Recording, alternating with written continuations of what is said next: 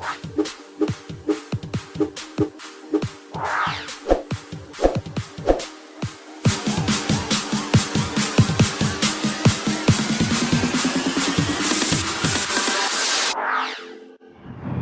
what's up mga idol? This is Boy Viajeros and welcome to my YouTube channel. Alright, so may bagong vlog ulit pala tayo, no? So mag-update review ulit ako, no, sa Sniper King ko. So August 13, 2020 is first year anniversary ng aking motor, no? August 13, 2019 kinuha ko siya sa Yamaha sa Car Plaza sa Tambo. So dito ako ngayon, no, sa C5 extension sa Las Piñas. So maghanap lang tayo ng spot na lugar para mapag tayo, makapag review.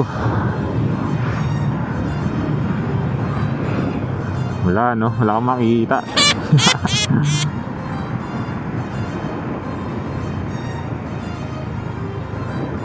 So anyway muna, no, bago ako pala mag-review, so pupunta muna ako dito sa papalaminate ko lang yung ID ko sa Mr. Speedy, no, para sa kaalaman pala ng lahat, no, na ako'y nasuspended sa sa Grab.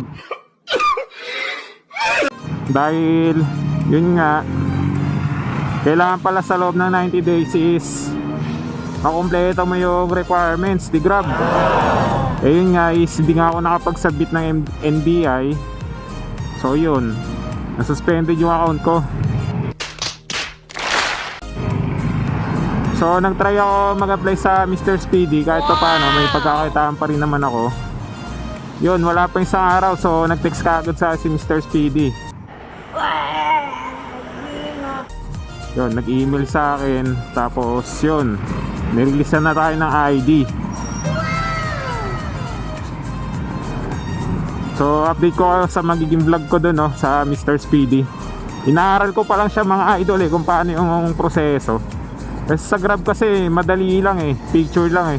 Doon kasi medyo marami kang pipindutin dun sa Mr. Speedy, sa driver's app. So anyway, maghanap muna ako punta muna ako dito sa tindahan para ipalaminate ko yung ID ko. Yun, so bukas.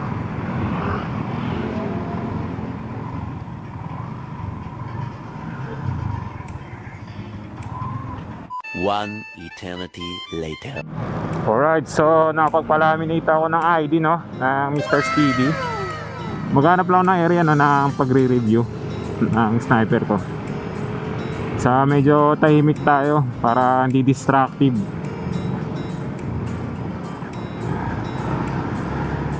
So kaya pwede mag-review. Maghanap lang muna tayo. Meanwhile, Sa Petro na lang kaya ako. montage.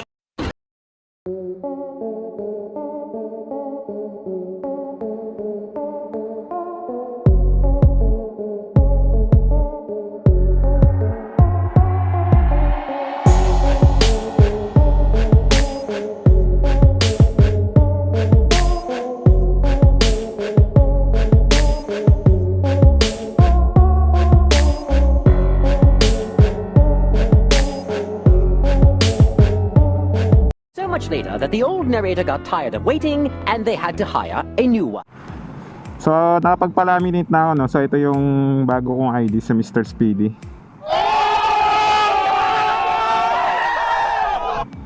Medyo nakakalito pa yung proseso nila, So balik tayo sa topic natin, no? Ito nga pala yung Sniper King ko. So check natin, no? Almost stuck pa rin ako, no? Ayaw pa kasi yung balak mag-setup. Gawa ng hindi pa sa akin talaga to yung motor na to, Hindi pa siya fully paid. So stock is good muna ako sa ngayon, no? Saka wala pa akong pang setup. Kahit di pa naka-setup yan, talagang gwapo talaga tignan to, itong si Yamaha Sniper 150. So stock is good muna talaga ako sa ngayon kasi binabayaran ko pa kasi itong motor na to. Hindi pa sa akin talaga to. Then di ko pa siya fully paid. So sa ngayon, no, wala pa talagang balak magpa-shifter kasi talaga binabayaran ko pa 'to. Pero maangas talaga kung naka-shifter to eh. Tapos muffler na rin. Yan, medyo kinakalawang na yung muffler ko eh, kakabiyahe eh. Pero may nagsasabi sa akin parang bago pa daw itong motor ko eh. So itong motor ko is ginagamit ko pang ano no, pang delivery talaga. Nasa ano na ako eh, sa Grab na ako kaso suspended ako eh. So hindi ako nagsisisi sa motor na to. Napakaganda ka talaga na itong dalhin mga idol. Itong Yamaha Sniper 150. So pag-uusapan natin no, yung after 1 year na ito. So ano yung mga ginawa ko dito. So pumunta muna tayo na sa odometer na ito. So mapapansin natin no, after 1 year, yung odo na ito is nasa 18,688 na. Grabe no. Biyahe pa more. Tapos pinaano ko na rin to, pina FI cleaning ko na, then throttle body cleaning noong July kay Master Mang Kepweng. So yung naging feedback ko doon sa pagpapa-FI cleaning ko no, after pina-FI cleaning ko pala siya ng 12,000. Napansin ko lang dito after FI cleaning tsaka throttle body cleaning, mas gumanda yung response ng throttle. Tapos mas tumipid sa gas. Kasi yung unang review ko dito sa motor ko, eto mapapansin natin is sa review ko sa una is 38 km per liter. Pero simula ng pina-FI cleaning ko to, throttle body cleaning, mas tumipid sa gas consumption. From 38 no, 44 na siya.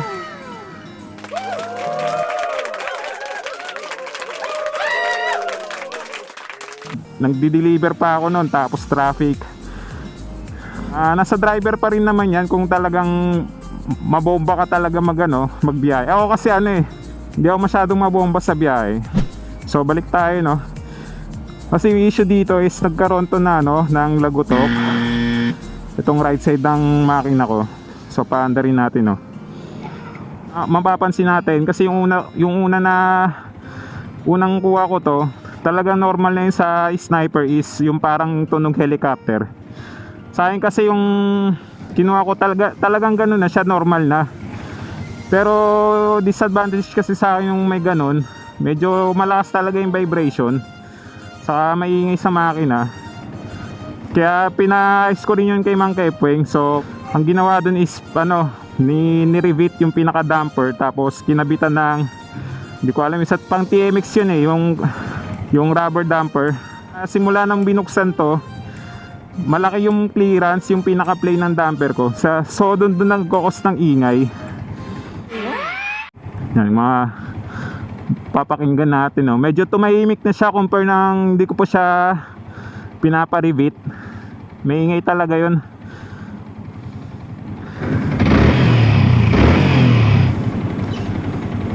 Meanwhile, Pumunta naman tayo sa sa phone shop ko naman. Kasi yung kinuha ko to sa kasa is yung talagang siya, malagutok pag sa hams. Tapos ang pinagawa ko dito, pina-refresh ko muna kasi wala pa akong budget nun eh. So yung ginawa lang niya dito ni AB Moto is dinagdagan lang ng langis dito, etong pinaka fork, para mawala yung pinakalagutok. Eto, pinadagdag ko na rin to ng mini driving light. Eto, kasi hindi talaga ako satisfied sa sa ilaw talaga nito eh.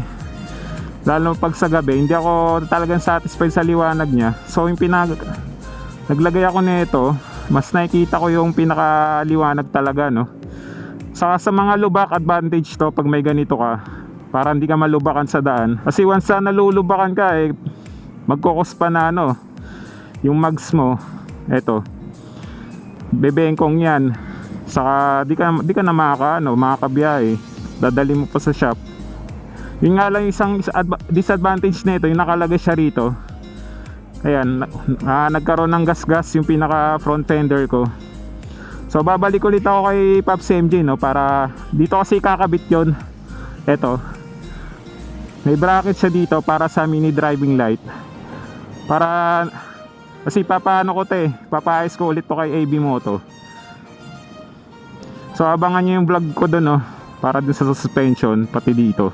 Yun, ito, naglagay din ako ng ano, GB bracket tsaka GB box. Gawa nga ng compartment na ito is ano, wala talagang space.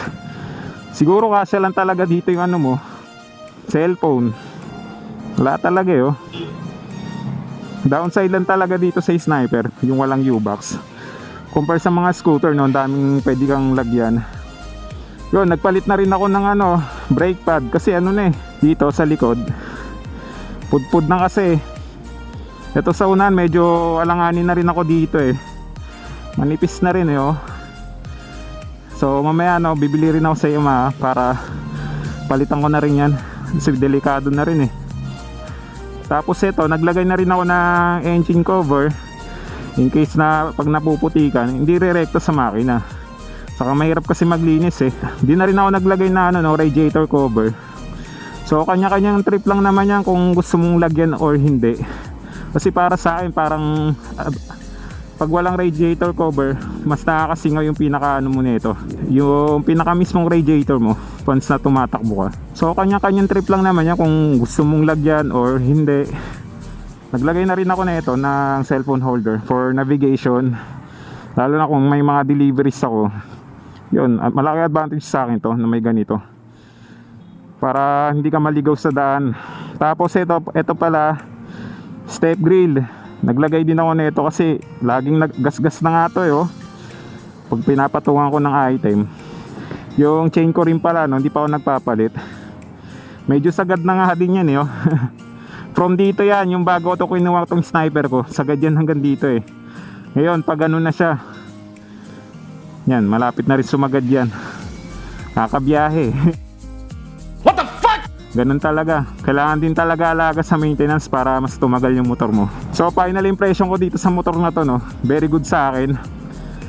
Sa long rides talaga hindi ka bibiguin na itong motor na to eh. Yun nga lang kasi sabi sa akin eh, bakit hindi ka nag Aerox or NMAX. Kasi para sa akin talaga, trip ko talaga yung may clutch eh. Masarap. Hindi ka talaga antukin sa daan. Kanya-kanyang trip lang naman yan kung ano yung gusto mo. Kasi para sa akin talaga, trip ko pa rin yung may clutch eh. Wala pa akong balak mag-upgrade dito. Siguro pag mga may pera na tayo, baka pa ano na natin to, pa 6 speed. Sana all. Tapos racing ECU, balak ko rin magpalagay nun. Kaso sa ngayon wala pa tayong budget eh. Stay lang tayo sa stock. So dito ko na lang tatapusin yung vlog ko mga idol. So sa mga gusto magpa-shoutout no, comment down below sa aking video. Meanwhile. Alright, so pauwi na tayo mga idol no. So dito ko na lang din puputulin yung vlog ko. See you on next video upload. This is Boy Viajeros out.